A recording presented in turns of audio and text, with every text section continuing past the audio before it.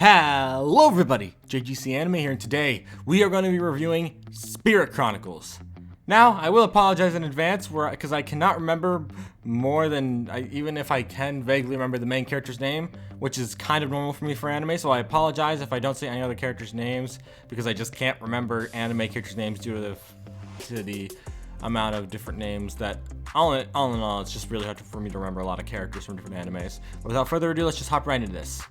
So, what is the plot of Spirit Chronicles? Basically, you think at first a bus accident is going to happen, then a bus and train incident happens, sending the main character, who's eventually going to be called Ryo, I think, into another world, but technically into another body, where he kind of shares it with the actual Ryo, and it's actually really interesting because he made a promise to his childhood friend to get married, but then he saw how happy she was, and he went on to live in this new life after a bus crash leads to a train crash. It's a very complicated process that you can easily watch the anime yourself to understand, but yeah, let's just hop right into where the story goes from there. So basically a bunch of different stuff happens, and eventually he goes on adventures. So some of the things I liked, from what I like and dislike.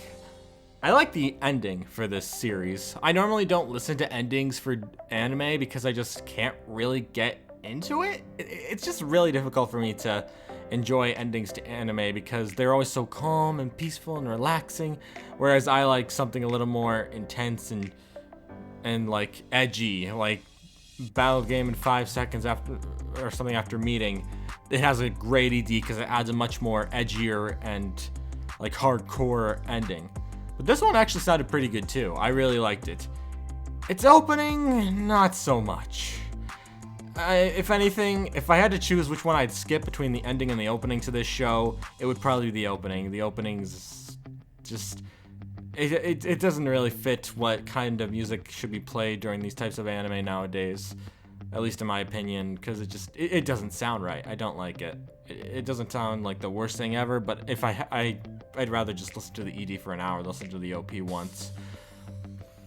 Some stuff I also have to say I like and dislike along with this would probably be the characters are actually really good.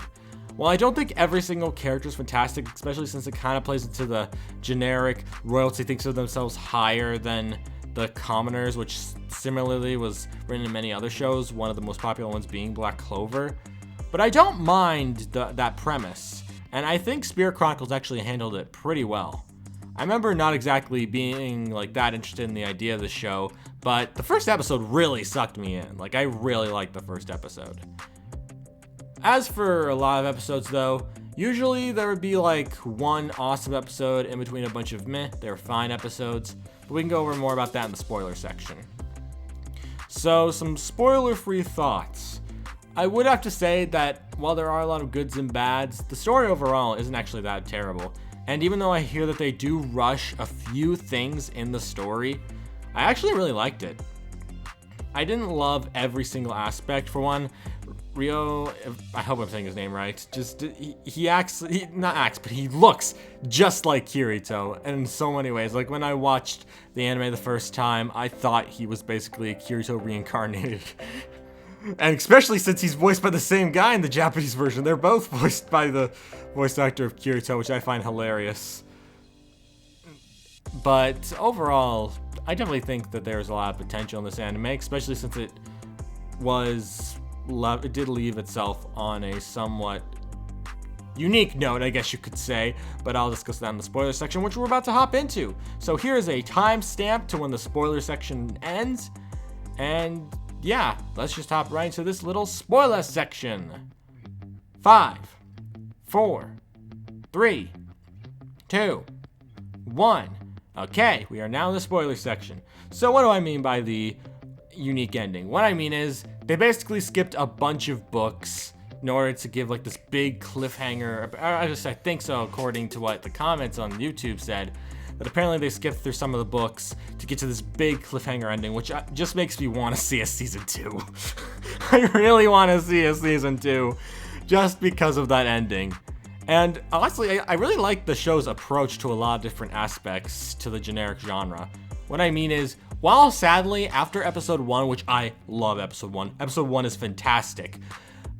Other than that, the rest of the episodes, some of them are really good as well, like Danmachi good, but other episodes are just like, oh, okay, those happened.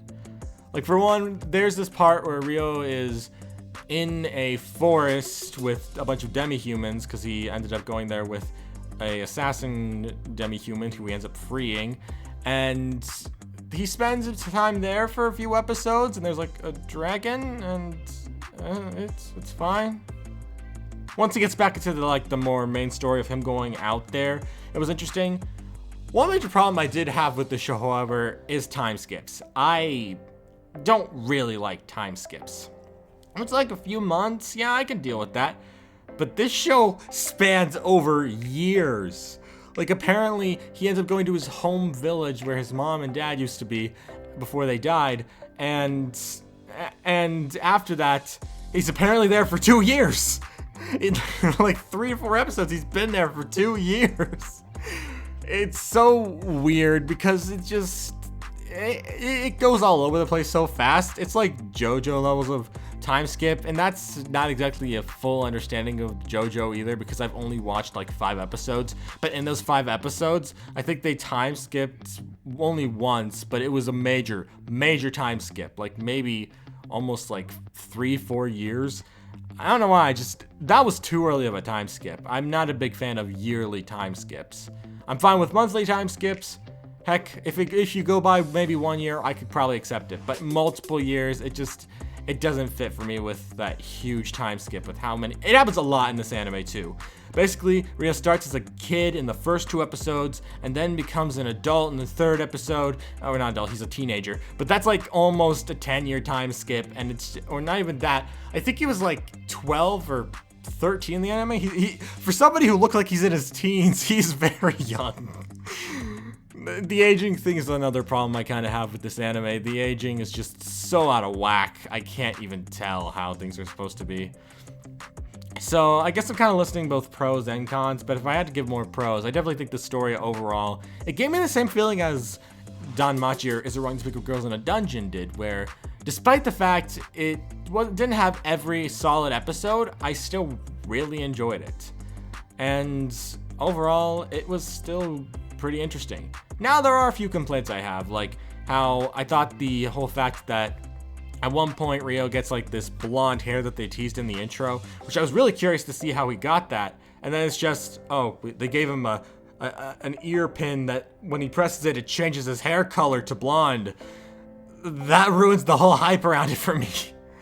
But there are also some very unique approaches to this series as well. For one thing that surprised me was actually how they handled his sensei or his teacher getting married to one of her students because she was being forced into it, like a political marriage type thing. You know the generic shtick, where you could have done literally anything, but they did the most extreme route possible, and I loved it, where Ryo steals his sensei and takes her away, treating her like she's a kidnapped person and takes her away. It's such a different approach in my opinion, because every single time that type of concept has happened, usually it's like a she should marry you, she wants to marry type normal generic thing. I've seen it so many times, but this one quite surprised me with that's the route they went with. It was so ridiculous that I loved it. Overall though, I would have to say I really liked this anime. I didn't have any major problems with it. If there were any, it was only like maybe the time skips, as well as very few instances of, well, actually there are plenty more than that, but there are some instances of abysmal animation. Like there's this one scene back when he's a kid where a princess falls off a cliff and then he dives down to save her using his magic, his type of spirit magic, and it's so weirdly animated that I had to laugh. I'm sorry, I laugh at terrible animation. I laughed so hard when that scene came on. I was just like, what is this animation? It was so ridiculous. I just had to laugh. It was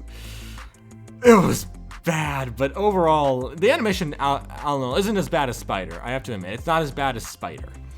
It still has some really good animated moments, and as I mentioned, I thought the first episode was fantastic. The fight scenes, while getting weaker along the line, back during that first episode was fantastic, and I was really invested in what the adventure would entail. If it wasn't so much for the time skips, I probably would have had a lot more fun with this anime. But overall, I didn't think it was that bad, and I had a generally good time. So we're at the conclusion of this now. And my final thoughts, it's not that bad. I generally dived into this show thinking it was probably going to be a mediocre show at best. I wasn't expecting to get invested, but surprisingly enough, the first episode got me invested immediately. While I can't say the entire line of episodes kept me invested, I still had a pretty good time with this anime, and while I did end up waiting till the entire season finished to just binge it all at once, which I would recommend for this series, it's not a weekly release thing. In my opinion, action anime should never have a weekly release schedule. It just, or at least you shouldn't watch it weekly, because it doesn't fit when you have to deal with that. But all in all, though, I would recommend just watching it all at once, and I actually had a decently good time, which is why I'd probably rate this anime a 7 out of 10. While I'm sure I might have given it a bigger review or like a bigger number on my anime list or something, if I had to think of it as a total, it would definitely stand as a 7 out of 10, because despite having some really good moments, there were some problems from time to time, and I wouldn't want to give this thing like the shadow of a doubt god tier status type anime, because it's not that. It's really not. I didn't find it to be the most amazing thing I've ever watched. But I'd still say it's worth a watch. It was pretty good, and while there are problems, they're not that huge. So without further ado, I thank you all for watching, and if you're new to the channel, don't forget to subscribe. I try to upload these reviews every single week, and, you know, if you like anime reviews, I'm happy to produce them. I think they're fun to make. But anyway, thank you all for listening, and I shall see you all around. Peace!